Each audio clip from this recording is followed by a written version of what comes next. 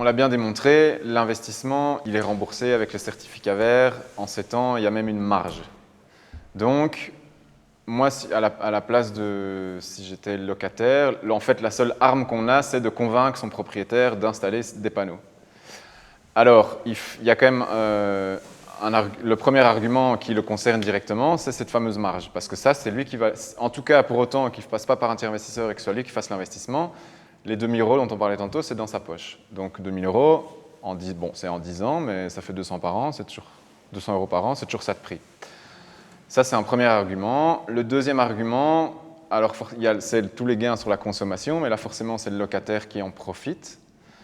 Mais ça peut devenir du coup, enfin bon, peut-être que c'est vrai que le marché est tellement compétitif pour l'instant, mais ça peut quand même être aussi un argument pour un locataire de vouloir cet appartement parce que moi j'ai des panneaux et ça veut dire que vous allez y gagner sur votre facture.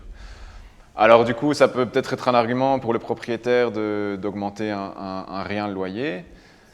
Donc ça, du coup, c'est en défaveur, mais ça peut aussi être sur le... Enfin voilà, si vous partez dans un an, vous pouvez dire, écoutez, moi je pars dans un an, donc allez-y, enfin le loyer, l'augmentation de loyer sera peut-être pour le suivant, mais ça peut quand même devenir du coup un argument supplémentaire. C'est une manière en fait de valoriser son bien et d'augmenter la valeur de son bien.